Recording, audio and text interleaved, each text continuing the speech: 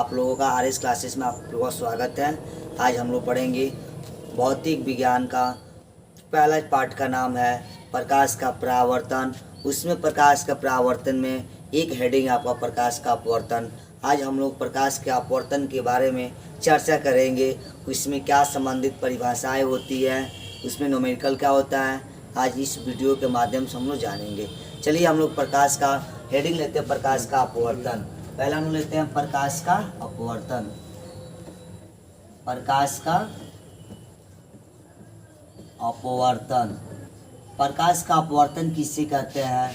तो देखते हैं बाबू, प्रकाश का अपवर्तन किससे कहते हैं? जब प्रकाश एक माध्यम से दूसरे माध्यम में प्रवेश करती है तो प्रकाश की मार्ग क्या होती है? विचलित हो जाती है, अर्थात अपने मार्ग से क्या होता है? विचलित हो जाता है। इसी घटना को हम प्रकाश का अपवर्तन कहते हैं।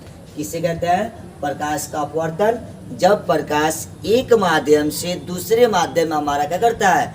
प्रवेश करता है तो अपने मार्ग से क्या होता है? विचलित हो जाता है। इसी घटना को हम प्रकाश का अपवर्तन कहते हैं। आइए लिख देते हैं इसका हम प्रकाश का अपवर्तन। लिखते हैं जब प्रकाश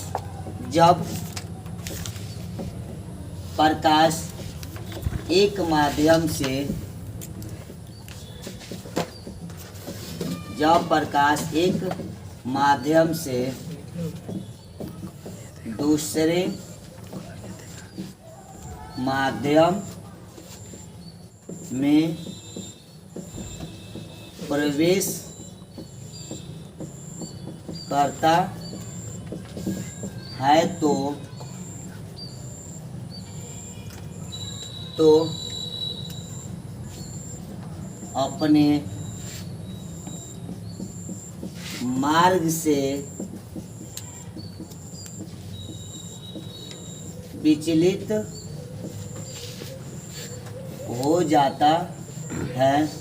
इस घटना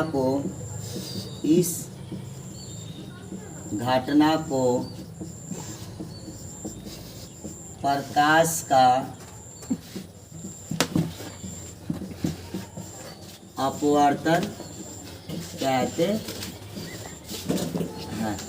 देखिए दोस्तों, देखते हैं प्रकाश का अपवर्तन क्या है। कि जब प्रकाश एक माध्यम से दूसरे माध्यम में प्रवेश करता है तो अपने मार्ग से विचलित हो जाता है। इस घटना को प्रकाश का अपवर्तन कहते हैं।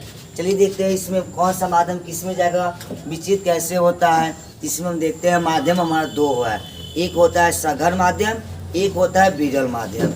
दो माध्यम होता है, कौन कौन? एक सघन माध्यम होता है, दूसरा विरल माध्यम होता है। आइए सघन माध्यम किसे कहते हैं और विरल माध्यम किसे कहते हैं? यानी वह माध्यम जिनके अणु क्या होते हैं? दूर दूर रहते हैं, वह हमारा माध्यम विरल माध्यम कहलाता है। और जिस माध्यम के अणु पास पास चिपके हुए रहते हैं उस माध्यम को हम सघन माध्यम कहते हैं। चलिए देखते हैं दोस्तों क्या कि विरल माध्यम किसे कहते हैं? जब वह माध्यम जिनकी अणु क्या होती है? दूर दूर रहती है, उन्हें हम विरल माध्यम कहते हैं। और जिनके अणु क्या होते हैं? पास पास चिपके हुए रहते हैं, उस माध्यम को हम लोग सघन माध्यम कहते हैं। इसी में आपका प्रकाश क्या होता है? विचलित हो जाता है। किस प्रकार विचलित होता है आइए देखते हैं। नोट में पहला नोट देख लेते हैं। नोट पहला में देख लेते हैं हमारा कि जब हमारा प्रकाश किससे किस में जाता है, किस प्रकार विचलित हो जाता है। आइए देखते हैं हम लोग। मान लेते हैं हमारा ऊपर वाला माध्यम कैसा है? विरल माध्यम है। कैसा है? विरल माध्यम है। नीचे क्या आपका? सघन माध्यम है। कौन सा माध्यम है? सघन माध्यम। तो चलिए देखते हैं क्या बोले हैं कि जब प्रकाश क्या होती है? विरल माध्यम से सघन माध्यम में प्रवेश करता है तो अविलंब की ओर क्या होती है? झुक जाती है। जब हमारी प्रकाश किससे किस में आती है? विरल माध्यम से सघन माध्यम में प्रवेश करती है तो अविलंब की ओर क्या होती है? झुक जाती है। जैसा कि देखिए इस प्रकाश को सीधे ऐसे निकलना चाहिए था, लेकिन ऐसे सीधे न जाकर अपने रास्ते से क्या हो गया है? भटक गया है, विचलित हो गया है। क्योंकि प्रकाश का अपवर्तन का नियम कहता है कि जब प्रकाश एक माध्यम से दूसरे माध्यम में प्रवेश करता है तो अपने मार्ग से विचलित यानी अपने रास्ता से कहता है भटक जाता है। तथा इस घटना को प्रकाश का अपवर्तन कहते हैं। देख रहे हैं माध्यम, दो माध्यम, एक माध्यम से दूसरे माध्यम।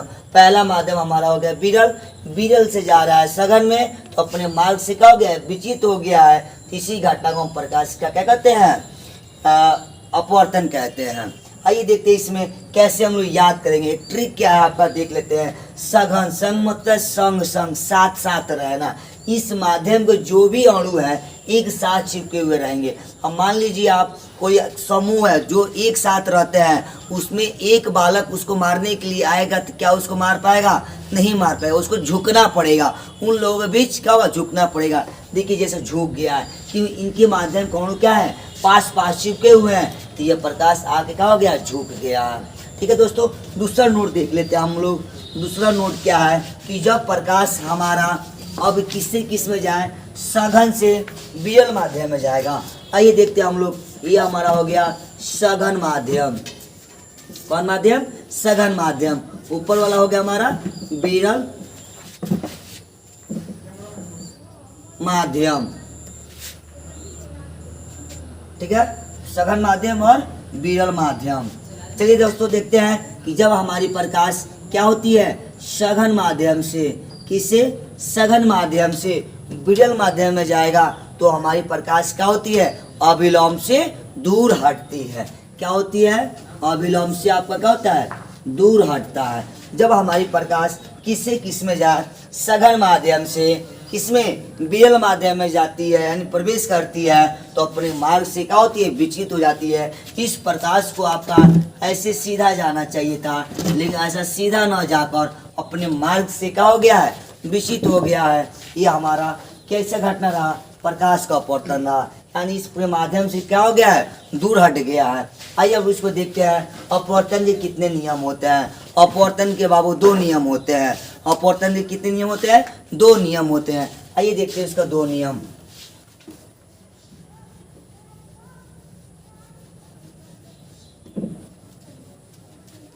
हम देखते हैं प्रकाश का अपवर्तन के कितने नियम होते हैं। तो प्रकाश के अपवर्तन का दो नियम होता है, का दो नियम होता है। पहला क्या है, पहला आपका है कि आपतित किरण और का अपवर्तित किरण तथा आपतन बिंदु पर खींचा गया अभिलंब, तीनों क्या होती है, एक ही तल होती है या एक ही बिंदु पर होती है। जो भी कहिए, समतल कहिए या एक ही बिंदु कहिए, कोई बात नहीं है। ठीक है दोस्तों, आइए देखते हैं प्रकाश के अपवर्तन के दो नियम होते हैं। पहला नियम क्या होता है कि जब आपतित किरण और अपवर्तित किरण और आपतन बिंदु पर खींचा गया अभिलंब, तीनों क्या होती है, एक ही तल में होती है या एक ही समतल में होती है या एक ही बिंदु होती है। ठीक है दोस्तों, आइए इसको लिख देते हैं। आपतित किरण, आपतित किरण कामा अपवर्तित किरण तथा आपतन बिंदु पर, आपतन बिंदु पर खींचा गया अभिलंब, तीनों एक ही समतल होती है, समतल पर होती है। पहले नियम क्या कह रहा है, तो आपतित किरण कामा अपवर्तित किरण तथा आपतन बिंदु पर खींचा गया अभिलंब, तीनों एक ही क्या होती है, समतल पर होती है, यानी एक ही समतल होती है। ठीक है दोस्तों, दूसरा देखते हैं। दूसरा इसका नियम क्या है, दूसरा नियम क्या है, तो किन्हीं दो माध्यमों के लिए, किन्हीं दो माध्यमों के लिए एक ही वर्ण का आपतित कोण की जया साइन आई तथा अपवर्तित कोण की जया साइन आर का अनुपात एक नियतांक होता है, जिसे हम स्नेल का भी नियम कहते हैं। दोस्तों ये यूपी बोर्ड की परीक्षा की दृष्टि से यह स्नेल का नियम बहुत ही इंपॉर्टेंट टॉपिक रहा, हर साल पूछा जाता है आपका स्नेल का नियम। स्नेल का नियम किसे कहते हैं, तो जवाब देंगे कि इन्हीं दो माध्यमों के लिए एक ही वर्ण के लिए, है ना, आपतित कोण की ज्या साइन आई तथा अपवर्तित कोण की ज्या साइन आर का अनुपात क्या होता है, एक नियतांक होता है या स्थिरांक होता है, जिसे हम स्नेल का नियम कहते हैं। चलिए दोस्तों देखते हैं किन्हीं दो माध्यमों के लिए, किन्हीं दो मो के लिए एक ही वर्ण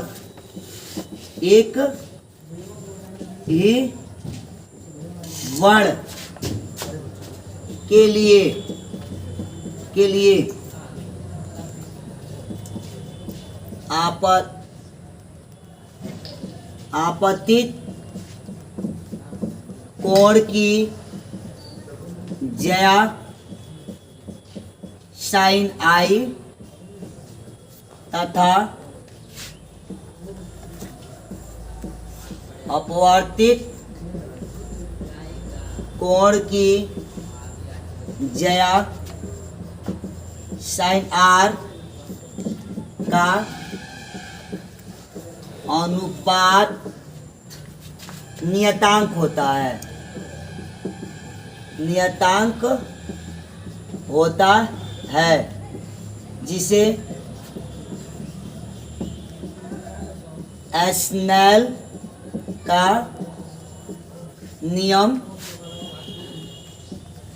कहते हैं। देखिए दोस्तों, इसको अंडरलाइन कर दे रहा है, यह स्नेल का नियम यूपी बोर्ड की दृष्टि से बहुत ही इंपॉर्टेंट है, हर साल पूछा जाता है बाबू। देखिए क्या लिखा है, किन्हीं दो माध्यमों के लिए, किन्हीं दो माध्यम वही सघन और विरल में एक ही वर्ण होता है रंग, किन्हीं प्रत्येक रंग का विचलन अलग अलग होता है। लाल का विचलन सबसे कम होता है, लेकिन बैगनी का विचलन सबसे ज्यादा होता है।